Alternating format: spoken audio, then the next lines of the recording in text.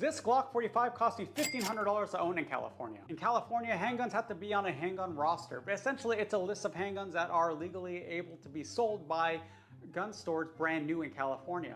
Unfortunately, in order to do that, a gun manufacturer has to go through a lot of legal hurdles in order to get their pistols on that list. Due to this, there is no Glock newer than Generation 3 on that roster. So in order to get a Gen 5 Glock like this Glock 45, you do have to pay quite a surplus to a private party. It is just one of the many ways that California makes gun ownerships hard.